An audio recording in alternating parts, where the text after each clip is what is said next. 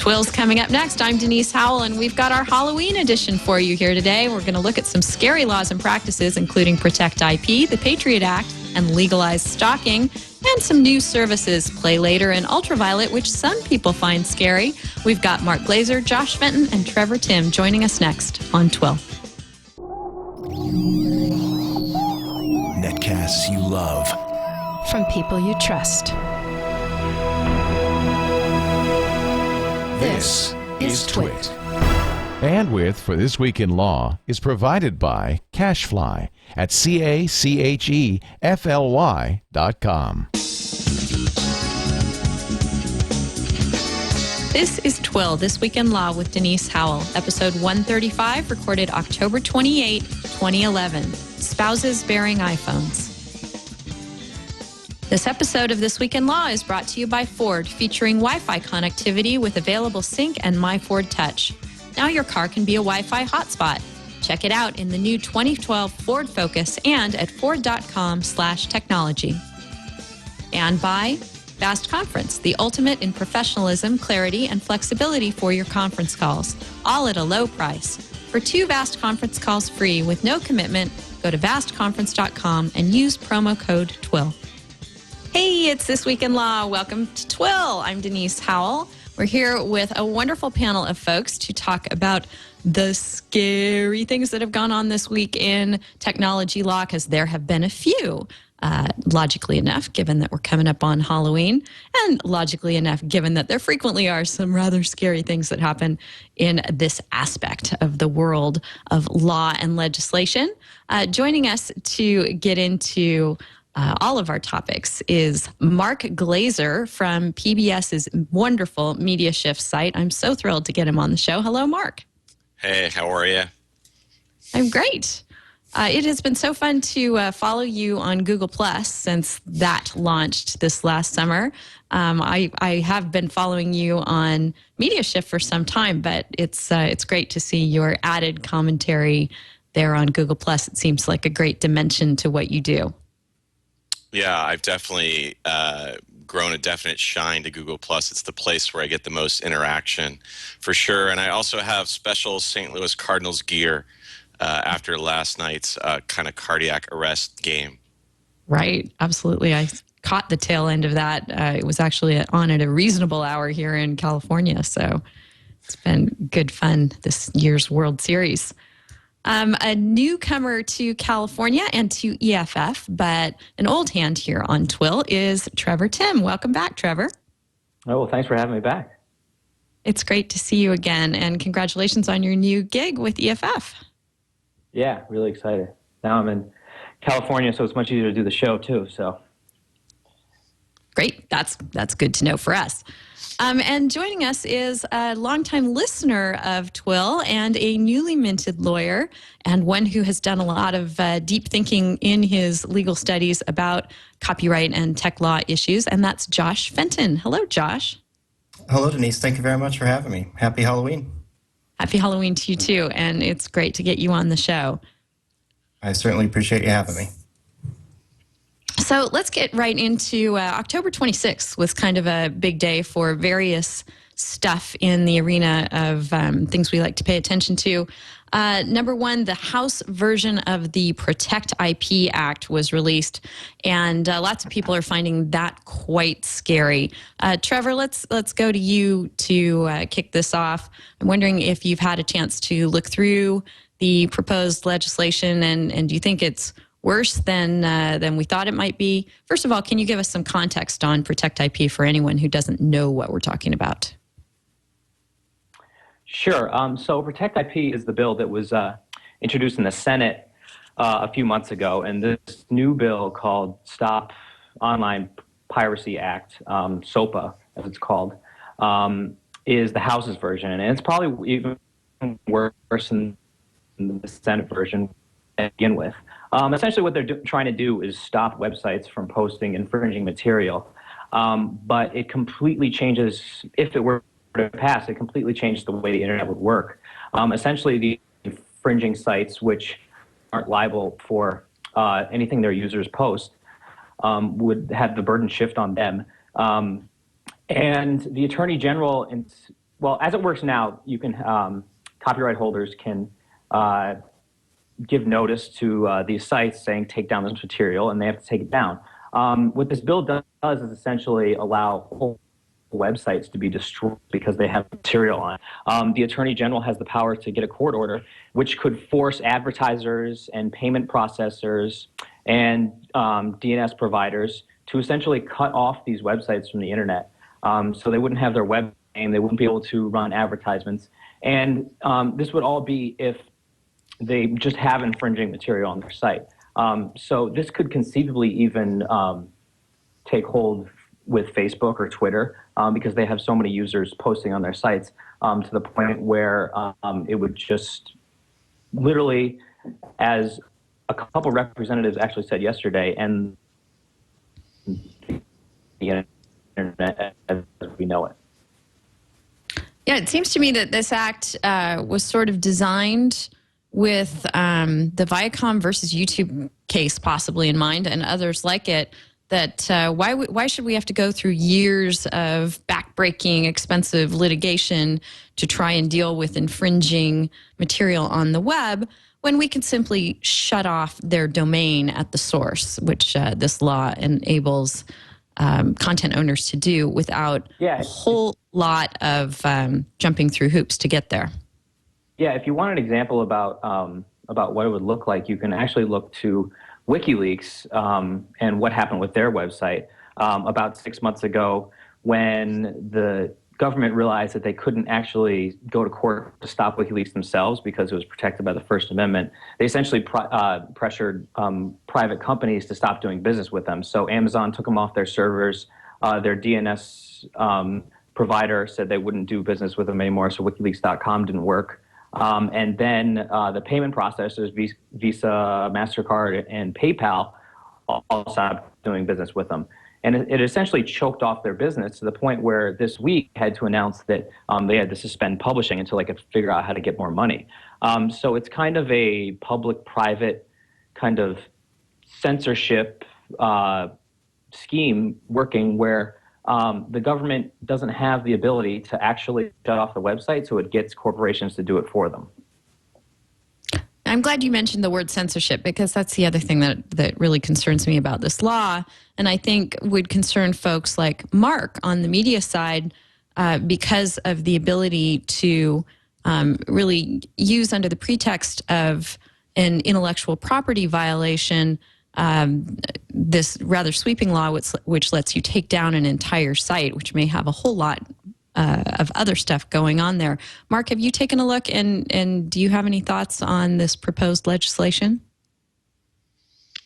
Yeah, I mean, my take on this kind of legislation is that it always goes too far in the effort to protect copyrights. I think that it's a tricky thing, you know, in the media industry. I understand as someone who creates things and has a website and has copyrighted material online, and you know, I see things taken and posted all over the place, and so sometimes I'm frustrated by the way that people kind of steal and copy material. And then on the other hand, I also think that the way people try to protect against piracy, whether it's I think this legislation is too sweeping and gives you know, there's too much power to shut down legitimate sites, and that's what I've seen in the things I've read about it. But in general, I just think that the anti-piracy attempts by so many companies go too far. And there's always, no matter what you do, whether it's a law, whether it's a technology to try to protect music or to protect movies or TV shows, whatever you do, whatever you put in place, it's never going to work because people will always come up with a workaround. There'll always be a way to break that, you know, protection, whether it's even a DVD, you know, whatever it's been done to try to protect something, people will figure out a way around it. The best way to protect copyright and to protect people from stealing and file sharing is to put content out at a reasonable price. You look at what happens with iTunes, 99 cents for a song. That stopped a lot of people from downloading. You know, come to people with a reasonable business model rather than try to go to the courts and try to go to legislation to try to legislate it. Yeah, I couldn't agree with you more. And we have a couple of companies we're going to look at a little bit later on the show that are business models around content that we can discuss their legal ramifications and whether we think they're going to work. But let's kick this Protect IP thing around a bit more. Senator Wyden is coming out and being very vocal about the dangers of the law. He spoke at Web 2.0 about this, and there's a great video of him there if you'd like to see his comments, or if you should like to inform or advise other people. It's a good thing to be able to share. Josh, have you looked at that, or do you have any other thoughts on Protect IP before we move on? I tend to agree with Mark and Trevor. I think they said it very well. It always surprises me that the content producers seem to not learn from history to the extent that there really hasn't been a great success for DRM in my experience, iTunes being a great example. People seem to be willing to pay a reasonable price for good content, and I would much rather see innovation than legislation, mainly because the people that tend to pay the price for copy-protected content are the people that are legitimately paying for it, whereas the true pirates out there are going to download unencumbered content, and it just doesn't seem to be very effective, and it penalizes the group that actually is willing to pay. Yep, I couldn't agree more. So the Patriot Act is also a bit of scary legislation. I think some would agree that it has its potentials to be rather frightening. It's frightening to me for a number of reasons. Number one, because of what it can accomplish and the government can accomplish through its auspices. And number two, because I cannot believe it is 10 years old. There's nothing like something jumping up at you like that to make you feel old. I feel like it's just a brand new young whippersnapper law that I'm trying to get off my lawn still. But yeah, that just shows you that I've been aging right along with it. Trevor, you wrote this up for EFF. What's going on with the Patriot Act as it turned 10 on October 26th? Yeah, so actually, EFF sued the Justice Department on the 10th year anniversary over one of their supposed secret interpretation of one of the provisions. There's this section called Section 215 that was supposed to be used only for national security cases. And actually, Senator Ron Wyden is also involved in this. He has been warning from the Senate floor, saying that if Americans knew how this law was being used by the Justice Department, which is actually classified, we can't know, according to them, that we would be frightened and scared and outraged, essentially. So the New York Times sued a couple weeks ago over this after their Freedom of Information Act request for this sort of expansive interpretation that essentially takes it from national security cases and uses it and expands to Americans that have nothing to do with national security. And so our Freedom Act information request was denied too, and so we also sued along with the ACLU on the 10th anniversary. And what we're really worried about is that a few of these senators have been making these remarks on the floor, but again have said they can't go into detail because it's classified. But Senator Mark Udall says that he believes that FBI now has unfettered access to like bulk form of American data, like cell phone company records. And so we really don't know. This is kind of just conjecture at this point, but we're hoping to sue to find out. Essentially, it's a public law that the Justice Department won't say how they're interpreting in public, which is kind of unprecedented. But then the rest of my article focused on kind of other provisions in the Patriot Act that have been used against ordinary Americans, even though we were told at the beginning that the Patriot Act was to fight terrorists. We have national security letters, which are basically the FBI's way of getting around warrants. They can request information from people without essentially judicial oversight, and the people can't even tell their friends and family. They have a gag order. These have been used like 190,000 times in the years after 9/11, when before they were used a couple thousand. And then sneak and peek warrants, which are another type of way to get around getting an actual warrant, where the police can essentially go into your house without telling you, and then they'll tell you maybe 3 months later that they actually had a warrant and had already searched your stuff. And so these kind of warrants were used in less than 1% of terrorism cases, and the rest were used in regular cases like drugs and fraud. So it's a law that had been kind of cobbled together from previous laws throughout the last decades that had been repeatedly rejected by Congress. But when it was put together in the package as the Patriot Act after 9/11, it kind of got pushed on the American people and passed really quickly, and we didn't know that it would have this kind of effect on average, ordinary Americans. So can you give us a concrete example, Trevor, of things that people might encounter in their daily lives, how the Patriot Act might intrude on their experience? Well, with these so-called national security letters, there's been literally hundreds of thousands of them released. It's essentially a way around the Fourth Amendment.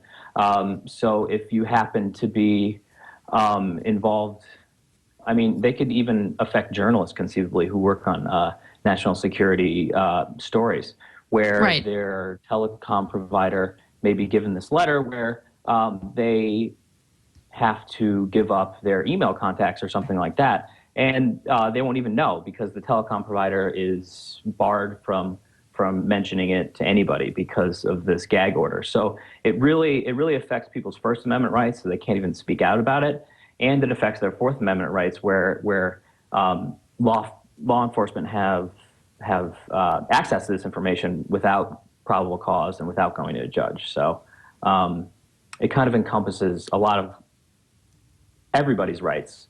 And it's just stunning how it's been used.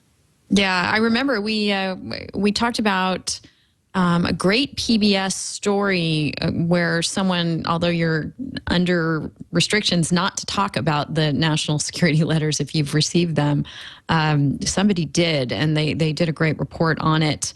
I'm not remembering exactly who this was, or can you bring me up to speed? Well, I know there was actually an op-ed in the Washington Post the other day, too, talking about kind of the same thing, where somebody got one of these national security letters. He freaked out because he didn't do anything wrong, he thought. And he wasn't, at that point, he wasn't even allowed to tell his lawyer. But he actually technically broke the law and told his lawyer, and they challenged it, and he was allowed to get ungagged about parts of it. There's been a few cases where the EFF and the ACLU have represented people to ungag in specific cases, and judges have repeatedly ruled them unconstitutional. But the overall process still exists, which is kind of a real problem. Yeah. Patterson in IRC is suggesting it was a library from Connecticut. I'm thinking of the great PBS story. Mark, have you encountered this where anybody that, well, this is hard to ask the question, right? Because you're not supposed to talk about it. have you encountered any Patriot Act issues as you're going along in your professional life as a journalist? Let's leave it at that.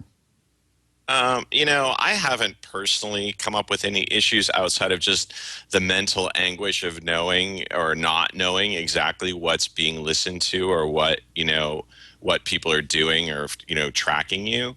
I mean, I've always been very, I'm not the kind of conspiracy theorist type of person where I'm constantly worried that there's some kind of, threat or government conspiracy out to get me. But I have to say, when you start digging into the things that are going on around, people tracking cell phones, people tracking your, where you are online. I mean, there's so much tracking going on, whether it's from the government, whether it's by advertisers, that, it's very easy to get freaked out by those things and just, not want to connect to anything.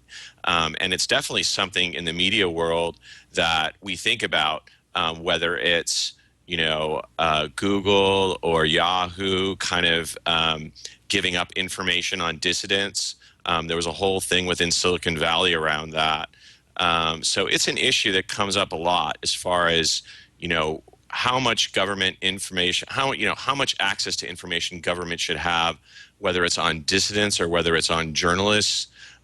Whoever it is, there's always this balance between, fighting terrorism and fighting for security, and also for the journalists to get the information. And I feel like this is an era. I mean, 10 years of all this classified information is an incredible amount of time and an incredible amount of information. I feel like at some point in the future, when that information finally is released to the public, we're going to be amazed at what's been going on in government once we actually get to see all that classified information. It's going to be the data dump to, beat all other data dumps. Yeah, and odds are somebody will leak it at some point, right, Trevor? Yeah, exactly. I actually wrote about this a couple weeks ago too. Just the amount of classified information that's out there now. Like in 2010, the Obama administration classified 77 million documents, which was a 40% increase over the year before. And for the previous 10 years, it had just skyrocketed even further. There's 4.2 million people with classified security clearances. That's more than the city of Los Angeles. When this amount of information and that's technically classified, that is actually not secret, and the amount of people that have access to it, it's just inevitable that leaks will happen. And we see the Obama administration actually leak classified information all the time to suit their purposes. Whether it's talking about Anwar al-Awlaki and the killing in Yemen, and try to kind of explain their rationale behind it. And yet at the same time, we see them trying to crack down on leaks that kind of hurt their position. So it's very hypocritical.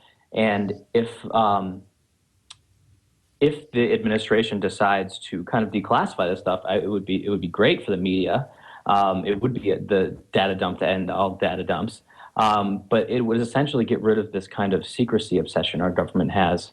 And that goes right along with their classified interpretation of the Patriot Act.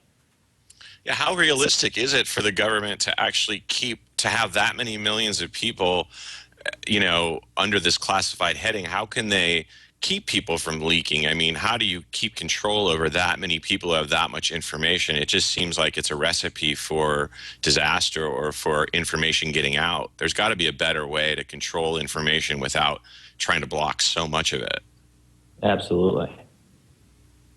So, Trevor, you were touching on WikiLeaks. You've been on to talk about them before for us. And you've got your Twitter account called WikiLeaks Legal, where you have been following along in kind of a blow-by-blow way as their saga has unfolded.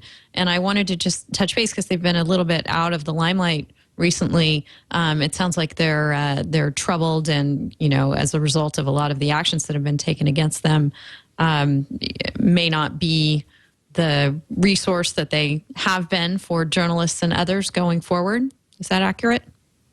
Yeah, I mean, like I said earlier, they had announced earlier this week that they're going to temporarily shut down. They haven't had a submission system for over a year, and all the State Department cables are out now, which are still being quoted a lot, but we're not sure the next time we're going to see anything new from them. I think the important thing to remember is, one, that they were kind of forced out of business kind of extra legally by the U.S. government when they realized that the Pentagon Papers case actually barred them from censoring WikiLeaks outright because the Supreme Court ruled that the media has the right to publish classified information. So they kind of went about it with this corporate way where they cut off the payment providers and such. But then we also have the grand jury going on still in Virginia, kind of looking into espionage charges for Julian Assange, which again would be horrible result for the First Amendment if this ever happened. Because like I said before, and we read the paper every week, and there's classified information on the front pages of the New York Times and the Washington Post, even if WikiLeaks never existed. But this practice has been going on for decades, and it's kind of established that media organizations, once it's out of the hands of the government, they can publish classified information. But if Assange gets charged under the Espionage Act, these media organizations will then be under threat in future cases where the White House doesn't like a story that they're going to run on, say, a secret warrantless wiretapping case or secret CIA prisons like the New York Times and Washington Post won Pulitzers for, that the White House could possibly scuttle these stories just by threatening to prosecute or actually going ahead and do it. So while WikiLeaks might be on pause or temporarily out of business now. The threat is still out there, and hopefully we will see a end to this soon. What do you think, Josh? Do you think that we'll continue to see government legislation that enables the collection of a host of classified information and dossiers and et cetera that the public doesn't have access to but are readily leaked and available through other sources? Or do you think that at some point we'll have more transparency and less secrecy? Well, I certainly don't think that the government is going to head that direction on their own. It's going to ultimately come down to the point at which the public resists and pushes back. And I hope that soon. Certainly there's a bit of a sad irony in that legislation that was at least arguably enacted to preserve the American way of life and American civil liberties is being used against people that are essentially, whether they're good, bad, or possibly even guilty of some crimes, are certainly not within what the ordinary person would define as being a terrorist. So for that to continue without there even necessarily being a continued nexus between that legislation and the war on terrorism, I hope that ends, and I think that discussions like this are good to hopefully mobilize people to speak on behalf of the First Amendment and the rights that we expect here. Okay, well, we're here this week with Josh Fenton, Mark Glaser, and Trevor Timm on This Week in Law. We've got lots more to discuss, including a scary law that has been pulled back and some business models that one or two people think are scary that we'll take a look at. But before we get to those, I want to thank our first sponsor for this episode of This Week in Law, which is Ford. I'm so excited about the new Ford Sync and My Ford Touch technology that now offers Wi-Fi connectivity. This feature can turn your car into a Wi-Fi hotspot, and I can't tell you how long I've been waiting for this. You might realize from that comment that I have a child who has not a cell phone that has, always on cellular connectivity, but lots of Wi-Fi enabled devices that on long trips, it's great to be able to use in the car. So with this in your Ford, you are in business. Your passengers can have internet access for up to 5 devices at once. So here's how it works. You establish an internet connection to the Wi-Fi hotspot by plugging in a portable wireless access card from one of the wireless carriers. So you have that on your own. But then there's a USB port located in the center armrest console of the car, or the glove compartment, or under the radio, depending on the model. Or if you have a BlackBerry, you can connect to the hotspot wirelessly via Bluetooth. Next, you can connect up to 5 Wi-Fi enabled devices to the hotspot using a secure password, and you're in. Now you or your passengers, and if you're driving along, I would advise you to refrain as much as possible. But while you're going along, you can have music, you can browse the internet, you can download apps, or even play games with the Wi-Fi. It can handle that. They can connect their laptops, tablets, mobile phones, or other internet devices to the hotspot, up to 5 devices at once, all without additional subscription fees or expenses. So Ford Sync and My Ford Touch featuring Wi-Fi connectivity is available in the 2012 Ford Focus. You can learn more about this and other technologies Ford is bringing to its vehicles at ford.com/technology. And we thank them so much for their support of This Week in Law. And I am so looking forward to going shopping at my local Ford dealership and trying out some of this technology because it sounds just too cool to pass up. All right, so following up on a story we had a few weeks ago, we've got the state of Missouri who was attempting to ban teacher-student Facebook friendships and other direct communications between teachers and students, actually make that illegal. They have rolled that law back. Apparently there was a lot of feedback and a lot of concern, and much like Reed Hastings, they've decided to do a do-over and change a bad decision and go forward that way. And there's a good story at Mashable about the repealing of this law banning teacher-student Facebook friendships. I think it's just a recognition of reality and the fact that, you know, it's not necessarily having direct contact with your students that is a problem, but what might transpire over that contact, you know, and it bears mentioning that hopefully students and teachers are having direct contact in their daily lives anyway. So just supplementing it through online means in and of itself, I think it's good not to think of that as something to be made illegal. Trevor, what do you think of this? Yeah, actually, this was the show I was on last time where we were talking about this when it first came out, and we were all kind of dumbfounded that they even tried to pass this law because it essentially made it illegal for people to talk to each other. Right. And we kind of all thought that if they didn't do something about this law, it would probably get struck down on First Amendment grounds. And actually, maybe they were listening to the show because it seemed like they took our recommendations and kind of moved this to a school district, like all the school districts make their own policies towards social networking sites and don't actually make it criminal, which I think was the right move to do. Obviously, their initial concerns were valid. We're worrying about abuse between students and teachers, but the way they went about it was just kind of overwrought and too broad to withstand any scrutiny. Yeah, it was the language in the law that was concerning. You know, they were trying to target certain things and they just swept in a whole lot more. Let's see. Josh, you had a piece on your Jet Lawyer site that I read that was basically urging, we've talked about cyberspace exceptionalism before on the show, a term that Eric Goldman uses quite a bit. And your piece on your site was basically arguing against that you should treat property in the real world and property when it takes the form of bits the same way. And I'm wondering if you feel like there's a parallel here as we're talking about communications as well. Should you treat them differently when they're in the form of bits? I don't think so.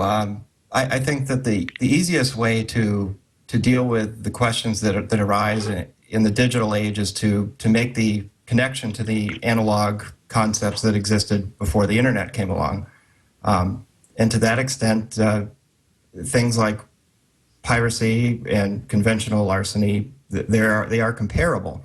Where I think that perhaps there's been a breakdown is in educating ordinary people, if you will. I mean, not to use the term pejoratively, but, you know, I'm a brand new lawyer. I don't really have any practical experience in the practice of law, but even just going through law school, it does create a pretty significant gap between even ordinary, what most people consider to be fairly sophisticated business people.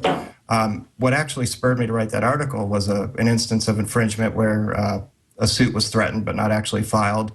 And the people involved really didn't understand that what they did was wrong. Whereas every one of those people are not the type of folks that would break into someone's house and take a television. So I think that if we can do more to get people thinking a little bit moralistically and letting their concept of right and wrong guide them, certainly it would be naive to think that that's going to cure the problem. It won't, but it also would at least leave us left with a better idea of where the legislation needs to come in, if any, to adapt to the new technology.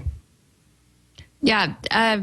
Mark, I feel like the legislatures around our country and around the world are sort of stymied by the internet and everything that it enables, and that they are in this reactionary mode where they know they have to deal with things like child abuse and bullying, and they know that their constituents want this.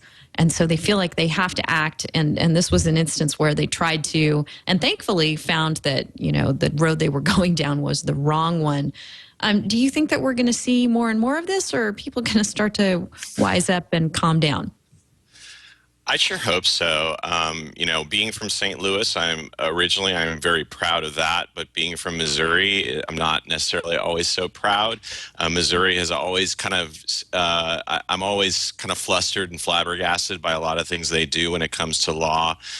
This Facebook law, I think, was just another one in a long line of attempts to legislate, block, take away the kind of the scary internet that's doing all these bad things. I mean, the internet is just a reflection of life, where there are bad and good things. So it's a way of communicating and sharing. But whenever someone comes along and says, take something that's a problem, like, teachers and students, if there's something inappropriate going on there, it's going to happen whether there's Facebook, whether there's social networking, whether there's an internet. That would happen no matter what. I think telling teachers that they can't, go on to Facebook at all, I think, is what this law was saying.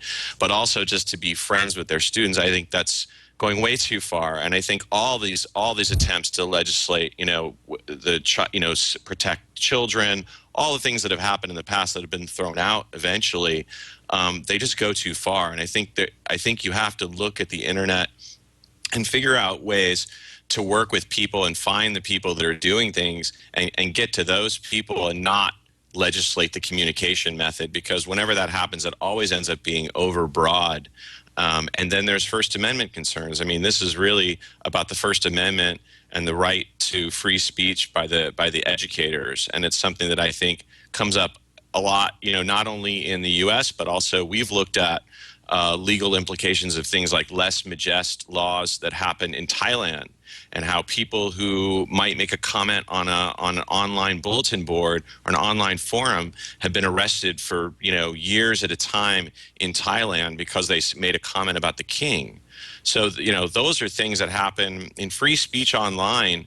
You think you're anonymous, you think no one's really paying attention to you, but there's more and more people who are watching and checking out and figuring out who's saying what and trying to come after you. And I think that it's wrong-headed to go that far.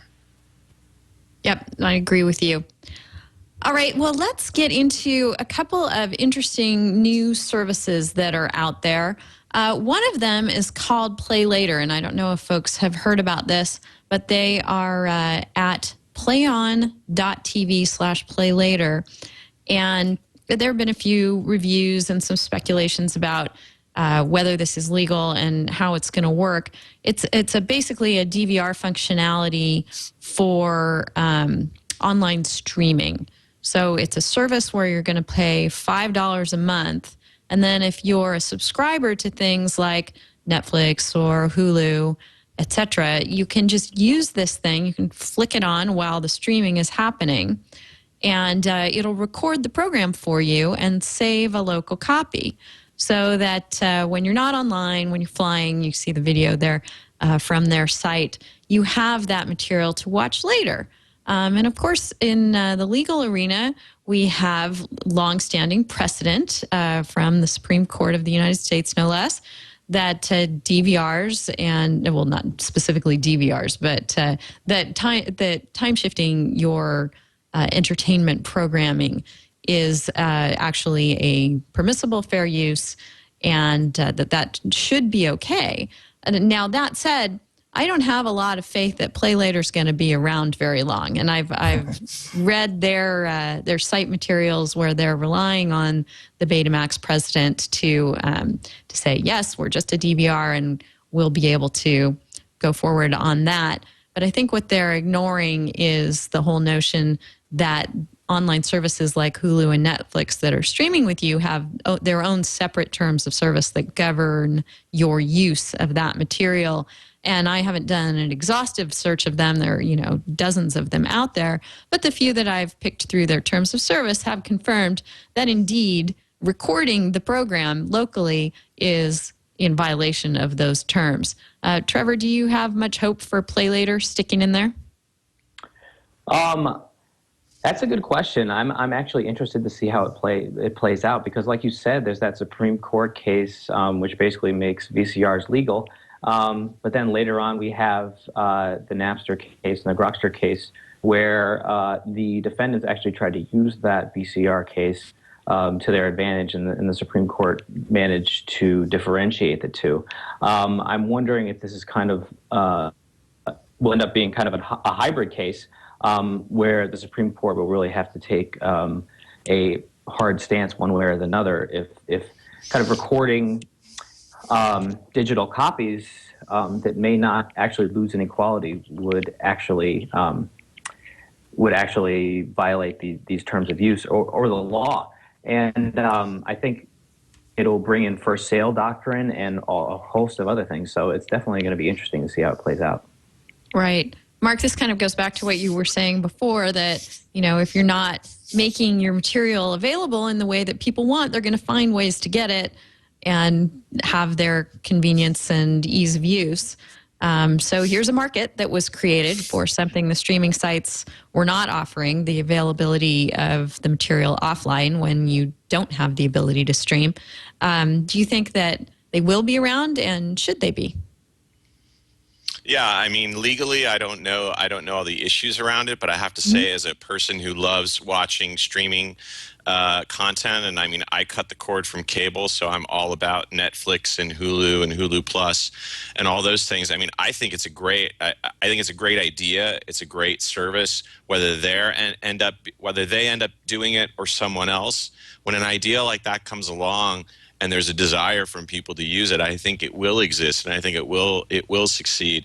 And, you know, that's the thing. I mean, with Hulu Plus, you know, you're paying a monthly fee for the service, and you're kind of force-fed ads.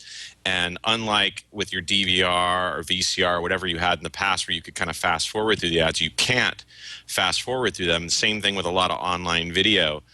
They won't allow you to fast forward it. So anybody that brings up an ability to fast forward through ads that, you know, kind of have proliferated online, I think is going to have a success. And I think it's a good idea, and it's it's kind of obvious technology. Like, why not? Why can't you figure out a way to do it? So, you know, no matter what happens in the legal case, I think someone will come out with something successfully and, you know, build it into their player, and that's the service that people will use. If you have a choice between a service that lets you fast forward versus one that won't let you, you know where people are going to go.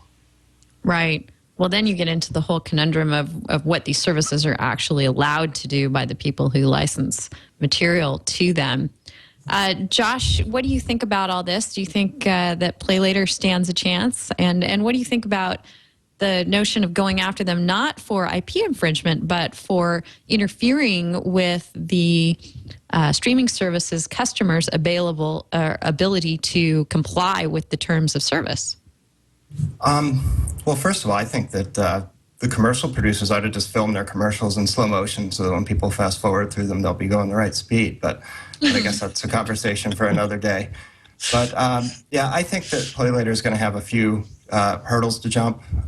In addition to, it seems that the terms of service violations are pretty obvious. I looked at before the show, I looked at Hulu's, and it essentially comes pretty close to describing what Play Later is, and then says that that's strictly verboten. So I suspect that's going to be a problem.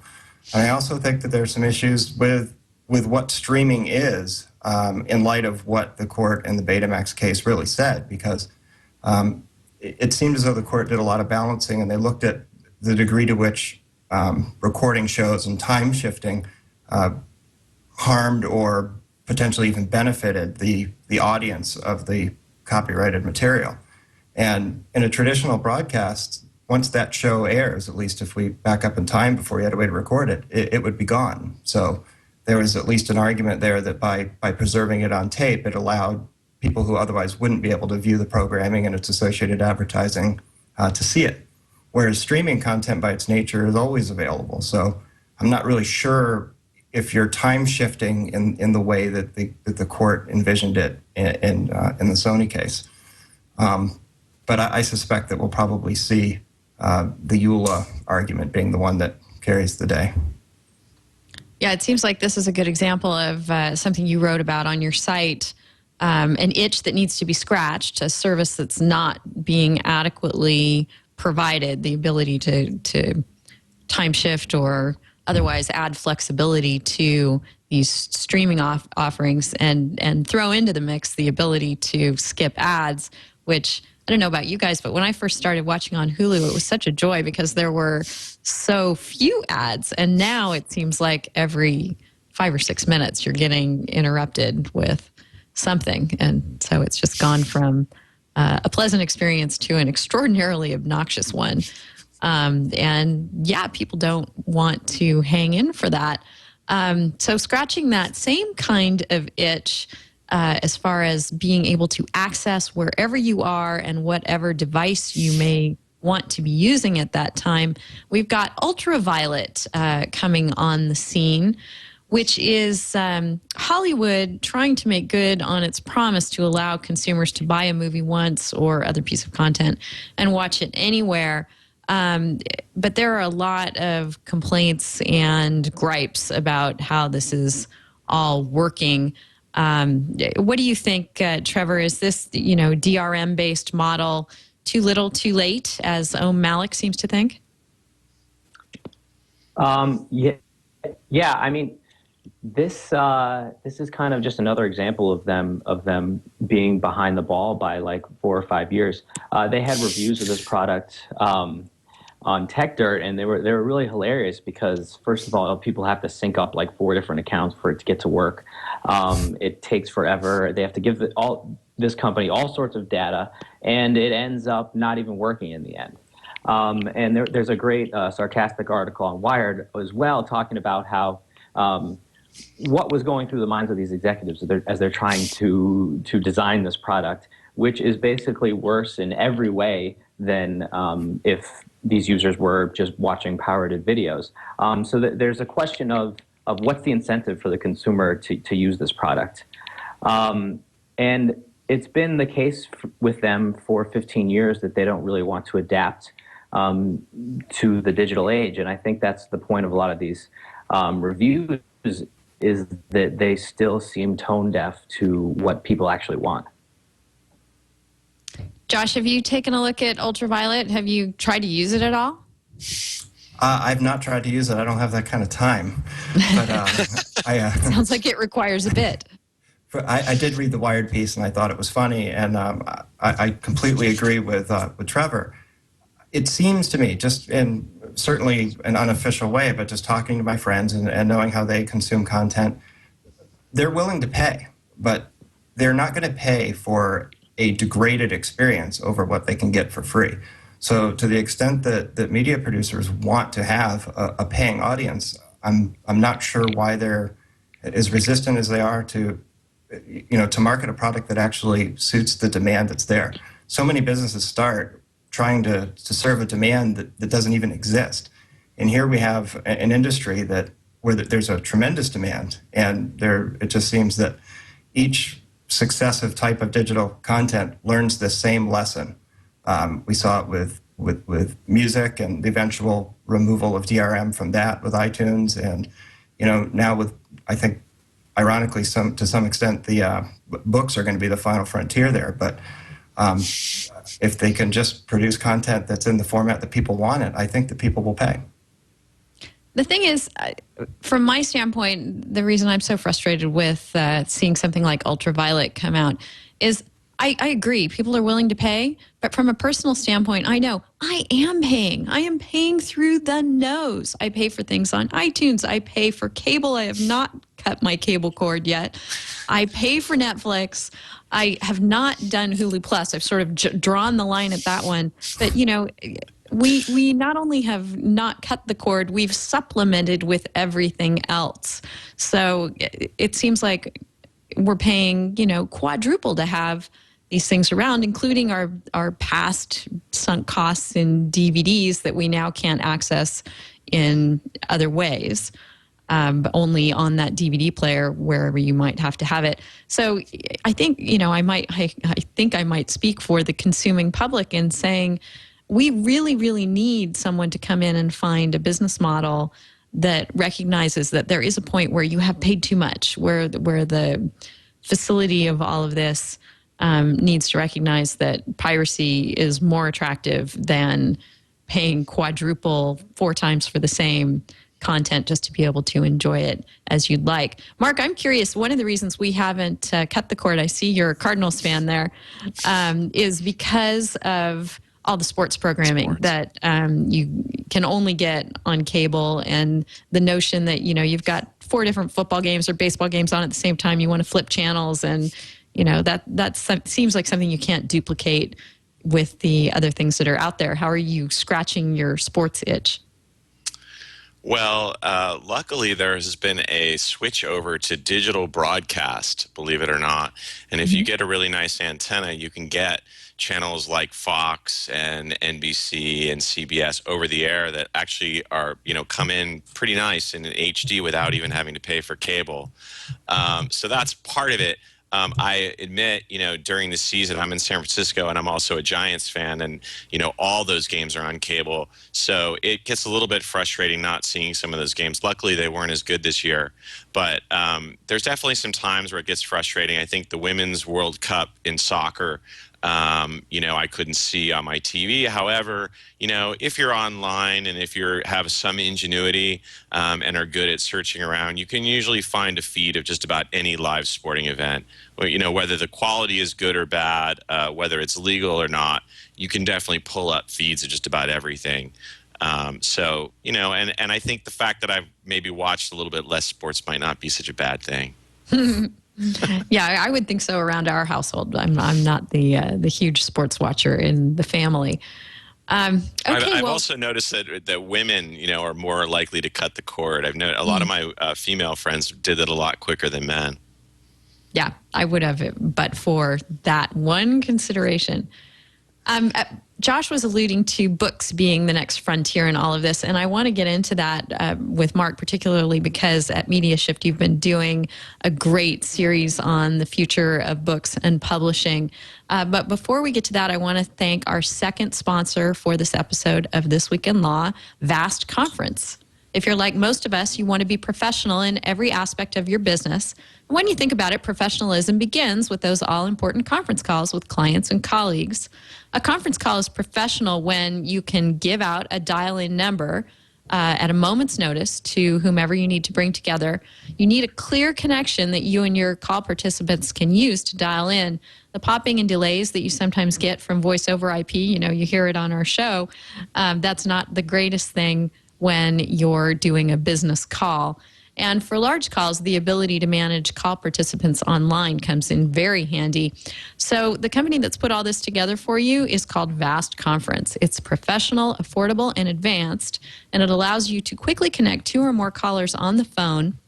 Now, sometimes on average, conference calls have, you would think, between 3 and 5 participants, but you can have calls on Vast that have up to 300 callers at once. So you could readily think of some great uses for the technology there. They give you both a regular dial-in number and a toll-free number, and you use these to set up the calls anytime. The calls are clear because they use fiber optic lines and high-end teleconferencing equipment, something you don't get from voice over IP. And they include a well-designed conference call management interface which you can access on their website to manage users and callers. And for large calls, you can do question and answer sessions. You can record any call instantly as an MP3 with no special equipment, and you can access detailed usage tracking and billing codes for internal accounting. Vast comes with a friendly, enthusiastic customer service team, which they call Above and Beyond Customer Service. Always welcome. And the pricing for this professional conference service is low, and it's pay as you go. You pay 2.5 cents a minute for toll calls and 6 cents a minute for 800 number calls. And you decide which one you're going to give out to the folks that you need participating on your conference. Sign up is fast and easy, and there are no commitments or contracts. You pay only for the calls you host. And Vast is giving our audience an exclusive 2 business calls for free, up to 300 minutes, to give you a chance to try out the service. So to take advantage of this wonderful offer, go to vastconference.com, sign up for a free account, and when you do so, use promo code TWiL, and they'll know we sent you. We really appreciate your giving them a try, and we appreciate Vast for their support of This Week in Law. So, Mark, you guys have been doing a bang-up job. In fact, my dad's an author, and I find myself always sending him your articles about publishing and ebooks, etc., because he has a number of things he's written that he likes but haven't been published. He has things that he's published in the past that have sort of run their life as a book in the bookstore that he's now looking to move over into the digital arena. And you guys are, source one for all the up-to-date information on that. So I wanted to talk to you a bit about where the publishing industry is going. You have this great series called Beyond the Book that I encourage people to go check out. So talk to us about the future of books and publishing and how it might all relate to some of these considerations we've discussed today on the show, such as ease of access and moving things around. Sure. Book publishing it feels like maybe one of the last traditional content areas that's being hit by digital disruption.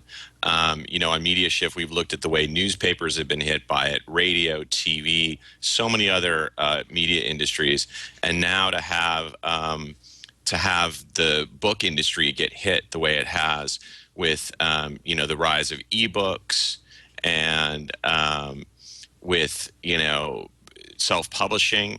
I'm sure that people now have the chance to, upload their material to these services, and like Smashwords, like Lulu, like Create Space that's owned by Amazon, and basically start, self-publish their book a lot easier than in the past. What used to be just kind of a vanity press has now allowed so many people to publish their own book, and basically given the access to publishing to so many more people.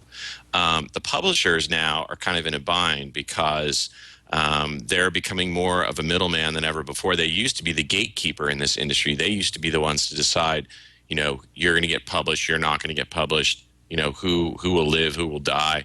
And now, because they're self-publishing, because there's so many easier ways to get access to material, you've got a lot more authors, you've got a lot more readers, you've got a lot more people getting access to information, which I think is all a good thing.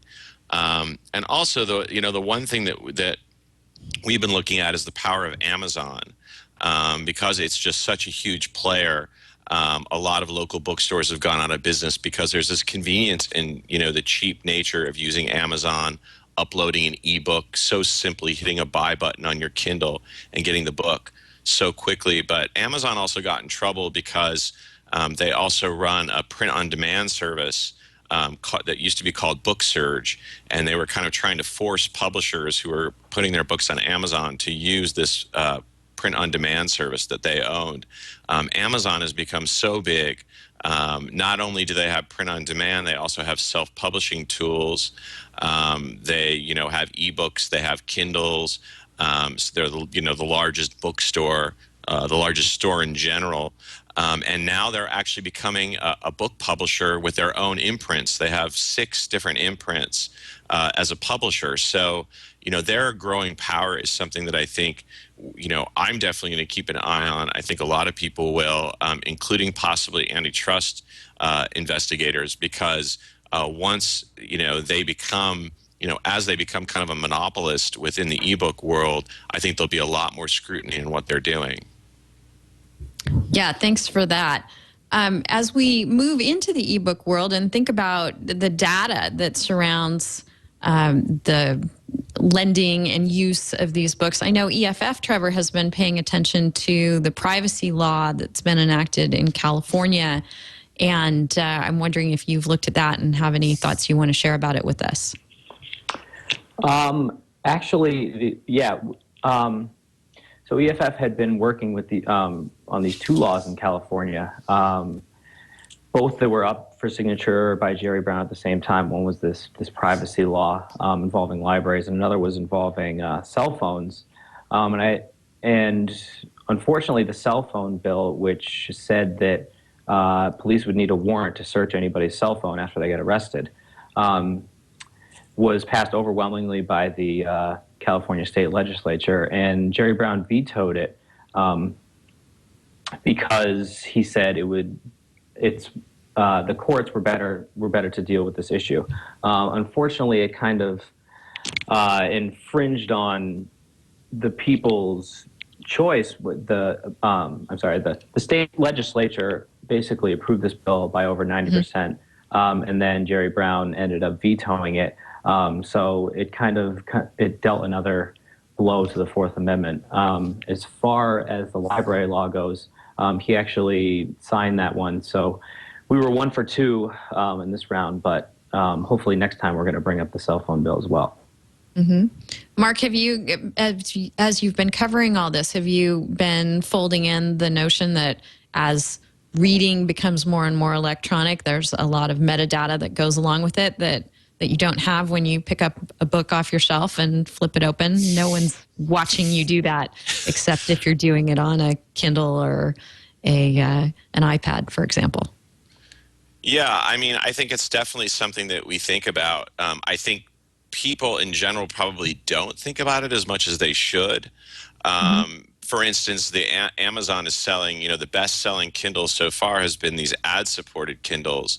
And the new tablet that they're coming out with, the Kindle Fire, has this new Silk browser that is largely in the cloud, which means they're going to know a lot of information about where people are going on that device. I mean, that device is going to be the most tracked device probably of all time. And, there's already, even though it doesn't even exist yet, no one's even actually played with it, there's already been a bit of an uproar around how much data Amazon has, whether it's personally identifiable or not. And yes, I mean, it's you think about that and you think, yes, in some ways it can be good that they have information on what you're reading, and maybe the ads will be tailored to what you want, and that can be a good thing. But on the other side, do you really want to know? Do you really want Amazon and other companies to know every single thing that you're reading? It gets a little Big Brother-ish. Yeah. Seems like we've come back full circle to the Patriot Act and these super secret letters. I bet Amazon will start getting its share of those once the Kindle Fire comes out in the next couple of weeks. Josh, any thoughts on all this? I think Mark and Trevor summed it up well. I do think that as companies seek to provide new services like the cloud-based stuff that Amazon's doing, transparency is probably the most important thing. I don't really have an issue with people gathering information so long as I know what they're taking. It's when I find out after the fact that things have been gathered. That's when it's offensive to me. I don't know if that's my own predisposition to being bothered by it or if that's common, but that's pretty much where I stand on the topic. Okay, well, before we go ahead and bring the show in for a landing, there are a couple of other topics I wanted to hit. Since we're talking about the future of books, let's also ask Mark about the future of news. You had a great piece over on Media Shift about the best business model for metro newspapers, which seem to be suffering more and more. And you consider whether the whole publicly funded donation model will work, or the ad-based model that they seem to be floundering under. What do you think is the future of the metro newspaper? I think the future, it depends on which metro area you're talking about, but I think that's an area that from the very beginning of doing this website has been under kind of attack, because these newspapers were mainly in chains and owned by large corporations that didn't really understand the community. And I think the real way that metro papers can survive is to really become more community based and really understand what their community is, whether it's their readers or their advertisers, and these small advertisers. A lot of small businesses now go to Google if they want to advertise, or they go to Yelp, or they go to other online services and don't really go for local news. That leaves the local newspapers and local media outlets with a lot less forms of revenue. Obviously, they've lost a lot of classifieds online to places like Craigslist and others. So they're really kind of floundering around and trying to figure out what works. The New York Times, it may be an exceptional example, but started this metered paywall where they can charge people after you've seen a certain number of stories, and that seems to work for them. Now, I don't know if that's going to work for every other paper, so there is this new kind of nonprofit model that's sprung up. Out in San Francisco, we have the Bay Citizen. In Texas, there's the Texas Tribune. In St. Louis, there's a St. Louis Beacon. There's Voice of San Diego. There's all these sites that are trying to survive without a print publication and just be kind of the watchdog for that town, and do the kind of watchdog journalism that newspapers used to do before they started cutting back. So I question whether all these newspapers will really survive in their current form, or whether they'll turn into more of a kind of a digital newsroom, and compete with the local, watchdog journalism sites, nonprofit sites, local, hyper-local sites, blogs. In San Francisco, we might not have as strong of a daily newspaper, but we have tons of local, hyper-local, so many different sources of information that in a way it's kind of better to have the diversity of information than just have one local paper, a few local TV and radio stations that have all the news. Right, and as you start to see more of a proliferation of news sources and less centralization, I think this issue that Trevor has written about newspapers' public discourse and the right to remain anonymous becomes even more important, because we won't have any sort of centralized New York Times type entity coming in and saying, this is the policy and this is the way it shall be. We'll have a whole lot of diversity over whether people are required to be anonymous or allowed to be anonymous as they participate in this kind of discourse. Do you think that this is an issue, Trevor? Yeah, I mean, the problem is that a lot of these papers now are transferring to a comment system where you can only log in through Facebook. Mm-hmm. And it's a real problem because obviously on Facebook you're not allowed to have pseudonyms.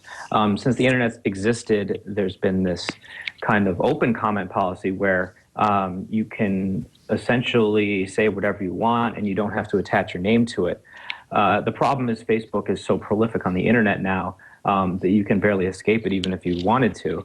And this becomes a problem if people want to talk about public issues and political topics, but they don't want the public to see that that's what they're doing. I mean, these people have day jobs where they might not necessarily be able to express their political opinions or say what they want for fear of losing their job or having it affect their personal life somehow.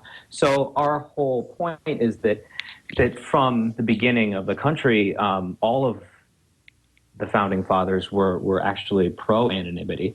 The Federalist Papers were written under pseudonyms. Ben Franklin got to start writing letters to newspapers under pseudonyms. So we just kind of want to make sure that this practice is saved. Obviously, discourse online, when it's anonymous, can become more hateful than if people have their name on it, but we found that will happen regardless. And actually, on what Mark's saying about nonprofits, I think a great example is ProPublica, who won a Pulitzer Prize last year, the first time an primary online publisher has won one. They do some great investigative reporting, and they're a nonprofit organization based out of New York, and they've been getting a lot of traction in the last year using that business model. And actually, I was hoping he could kind of comment on the Guardian's business model, which they've actually been growing in large numbers. Their readership, they're operated under a trust, and they recently expanded to the U.S. and they've managed to keep their newspaper completely free online so far, at least. Yeah, what do you think of that, Mark? Yeah, I'm impressed with what the Guardian has pulled off. They're UK newspaper, and yet a huge chunk of their readership comes from the U.S. to the point where I think they've done it a couple times, tried to launch U.S. publication, U.S. website, and they're trying again, and I'm really curious to see if they can pull it off. But yeah, I mean, operating like that under a trust, it's rare. The St. Petersburg Times is owned by Poynter, which is a nonprofit as well, and so they have kind of a different way of looking at things. I think that it's a good thing that newspapers, which we consider to be do it out for public service or out for the public good, when they become commercialized and answer to shareholders, that might not be so much about watchdog and about really going after the powers that be. And I think the fact that they can be a little bit more independent and maybe get their money directly from the public, whether it's donations. There's also a site called spot.us where you can actually, they crowdfund, the people reading the stories actually pay the journalist directly for the story, which I think is amazing, just a way to fund things directly without even having necessarily a publisher or something in between. I mean, that's the kind of thing that the internet is great for, which is, having the audience actually fund and help support journalism directly without having the publisher and having the business part in between. So does that happen? I'm sorry, Trevor, you next, but I'm just wondering, does that happen after the fact, Mark? So the reporter takes it on faith that if they write something good, they put it out there, they're going to get paid, or does it happen before the fact in kind of a Kickstarter way? Yeah, it's actually before the fact. What they do is they put a pitch up on spot.us.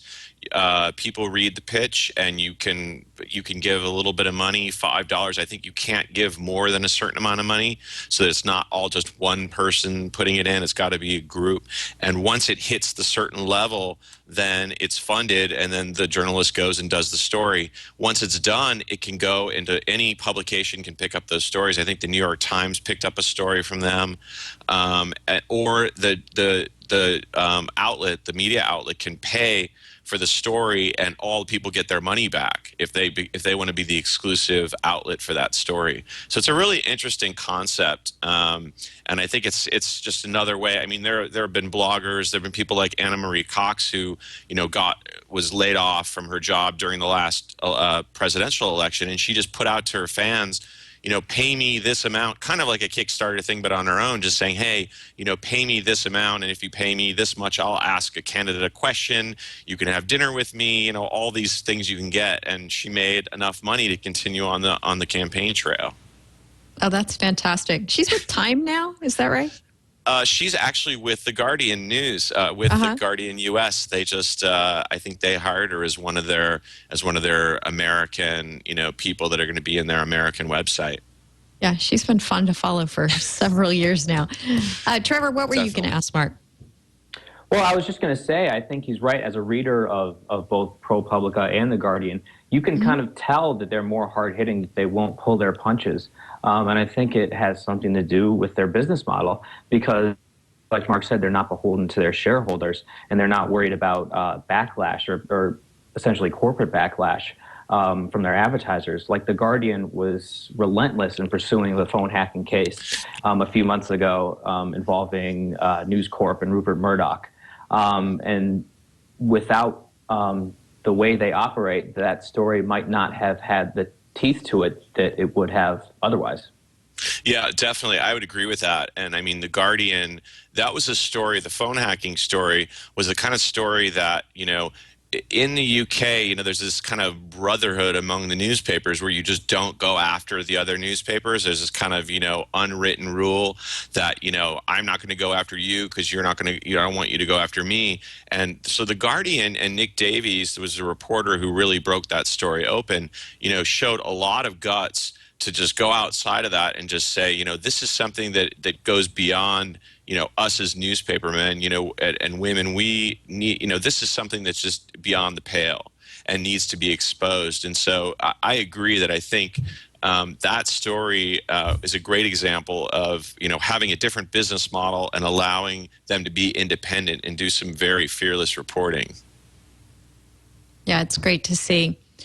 Josh, as we've been listening to all this, I've been thinking about the paywall versus put it out there business models and how they might work in one context and not another. And I'm wondering what you think about that. Do you think we'll continue to see both those things going forward, or that one of those will prevail and become the norm? Certainly a great question. I think if I had to try and predict the future, I don't know that either one of them, as we currently think of them, will ultimately be where we go. It's easy to think that we're a long way down the line in terms of technology, but I think that we're really kind of in the nascent days of this. And I think that it's great that content producers are being disintermediated from the people that consume content. The manner in which that's going to be monetized, I don't know. I tend to think it's not with DRM as much as I think that essentially the ad model works, and there's going to have to be some more creativity to embed advertising messages in a way that isn't easily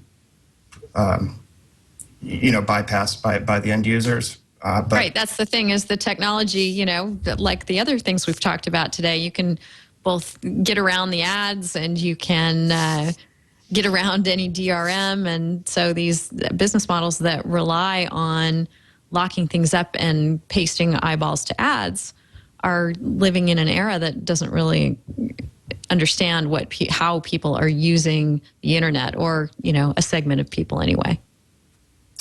Exactly. I mean, it'll be very interesting. I mean, there are some contexts.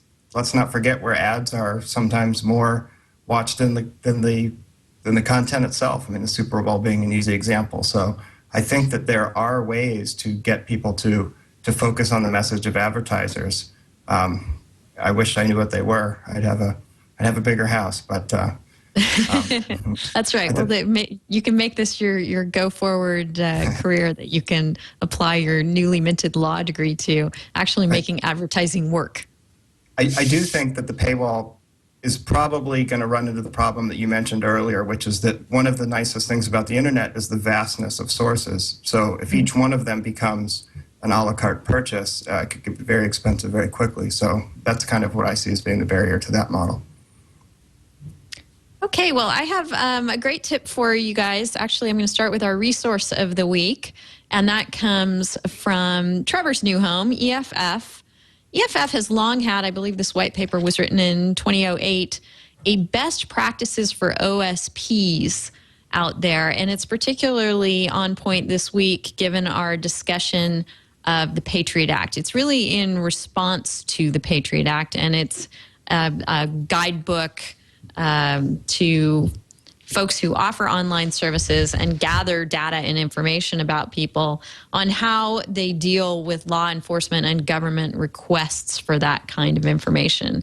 And it helps them develop sane policies and approaches toward dealing with those things. And I have people coming to me as a lawyer all the time needing advice about this kind of thing. And I love that EFF puts this information out there and helps people get their arms around what's a complicated issue. So it's called EFF's Best Practices for OSPs. And we'll put a link to it in our discussion points, which you can find at delicious.com/thisweekinlaw/135. And Trevor, since I've got you on, I'd like to lodge a request with the EFF that we need something like this, some similar guidelines for sane policies and practices for the whole issue of user-created content. Because you see websites out there, and we talked about this last week in the context of the story that Warner Brothers bought from a guy writing on Reddit, that you've got sites exerting or putting in broad license language for their users to grant to the sites and making it so that it gets really confusing as to who owns what. Josh has actually written a great paper. This is how we started talking in the context of him listening to the show. He let me read his, I don't know what you would call it, Josh, a thesis or an honors paper while you were in law school about the issue of not websites, but packages of software that are geared at creative people, photographers or artists or what have you, that would use the software to manipulate their works. But buried in the EULA would be something where the person using the software is actually granting rights to the creative work to the manufacturer of the software simply by using it. So it's an issue that comes up in so many contexts. And I'm hoping that EFF can jump on that and give us something similar to this OSP guide. Can you kick that up the chain of command for me, Trevor? Yeah, let me see if I can look into it. All right. Absolutely. And Josh, I was wondering, that was such a great paper that you wrote. Is there a place where people can check it out? Is it publicly available? I can certainly publish it. I'll put it up on my site at jetlawyers.com. And if you're interested in copyright, you would probably be fascinated. And if you're stricken with insomnia, you may want to download it as well. Well, I wasn't insomniac at all when I read it, so it actually wound up keeping me up past my bedtime, I'm sure. Then we've got our tip of the week, which, in keeping with our Halloween theme, is about kind of a scary thing. And we touched on GPS tracking earlier and how there's such an open issue as to who can track whom. Cash Hill over at Forbes has a great story on basically legalized stalking. There have been a couple of cases. One came out of New Jersey. The recent one that she's writing about here is out of Minnesota, where spouses have put GPS devices on their spouse's car, hoping to find them in flagrante delicto. And in the one case, it turned on the fact that the device only ever tracked, this was a wife tracking a husband, only ever tracked him on public roads, so that the privacy considerations went out the window, because you have no expectation of privacy when you're out in public on a public road, so held the New Jersey court. And then in Minnesota, we have something even more bizarre, and that is that the husband turned out to be a part owner of the car. So I guess our tip of the week is find out who's on the pink slip. Know who owns it. And also the footnote to that is beware of suspicious spouses bearing gifts, because based on this Minnesota case, which decided that the guy, because now he was tracking his wife in this one, because he had put the GPS on the car and he was actually on the pink slip, it was no privacy violation because he was actually tracking his own car. So Cash goes on to speculate, I guess there's another case where a spouse gave his wife an iPhone and clandestinely activated some location tracking services on it and, caught her having an affair. Turns out she was. So Cash Hill was thinking, since he bought the iPhone, technically under this reasoning, that would be no privacy violation either. So all of this is in a bit of flux, and our tip is just to, know who owns it, and if it was given to you as a gift, maybe question the motives of the giver. There is, just as a coda to all of this, a case pending in the Supreme Court this term, the United States Supreme Court, about GPS tracking and whether law enforcement needs to have a warrant in order to plunk a device on your car and track you around. And as Cash Hill points out, apparently spouses can do it, warrant or not. So there you go. There's our tip of the week. And with that, we'll go ahead and wrap up the show. This has been a wonderful episode. Thank you so much, Mark Glaser, for joining us from Media Shift. Thanks for having me on. It's been fun. Great insights from you. And of course, we love your site, Media Shift. Folks can find you on Twitter at MediaTwit. Is there anything else that's going on that you want to bring people's attention to before we sign off? Tonight's Game 7 of the World Series, and so I'll be rooting with my son for the Cardinals. Wonderful. I'm afraid my son has turned himself into a Texas Rangers fan. I know not how, but we have conflicting loyalties over here. So does he know about George W. Bush's involvement in the team? No, I'll be sure and bring him up to speed, though. Thanks so much, Mark. It's been great having you. Definitely. It's been great.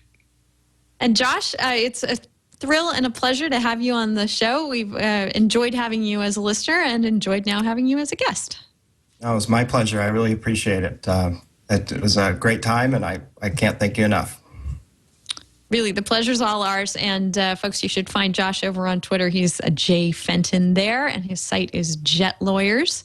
And we look forward to you solving the whole online advertising conundrum for us. It's something that we'll appreciate your attention to. I'm going to get on that as soon as I buy my girlfriend a new phone. Oh, perfect. And And also joining us for his return time to TWiL and hopefully far from the last, Trevor Timm, over now at EFF. Thanks so much, Trevor. It's always fun to be on. Thank you so much for having me. Great. And we'll continue following you at WL Legal on Twitter. Obviously, EFF has so much going on that I'm sure Trevor wants to get your attention to. I would suggest just going over to the site and checking all their activism activities and looking into the things that you might want to support, because they're involved in a ton of stuff that makes our online life better all around. So anything in particular, Trevor, you want to bring to the fore? We're going to be talking a lot about the Protect IP/Stop Online Piracy Act this week. There's really so many provisions that I think a lot of people haven't even touched that are just going to be, I mean, I hate to sound hyperbolic here, but it's going to be slightly horrifying to people who love the internet. So keep watching for news about that. And that's a perfect way to close our Halloween episode of TWiL here, with that horrifying notion. We wish you all a happy Halloween on Monday, and we'll see you next week. We've got Matt McCary. We'll have Evan Brown back. Evan was just taking a break this week. He has not gone away nor been killed, Beatmaster in IRC. He's alive and well, as far as I know. But, you know, we do have that holiday on Monday, and who knows what darkness may have befallen him. So I'm looking forward to seeing if he shows up next week. I trust he will. And in the meantime, you guys can find This Week in Law at twit.tv/TWiL, where you'll find all our back episodes and the video and audio for the show. You can find us on YouTube. You can find us in iTunes. Wherever you'd like. Basically, we want to make your watching and listening as easy and portable as possible. We're doing our best to do that for you. So if you start with twit.tv/TWiL, I'm sure you'll find the way that you best can enjoy the show. And with that, we'll wish you a very scary Halloween. Stay away from bad laws, and we'll see you next week. Take care.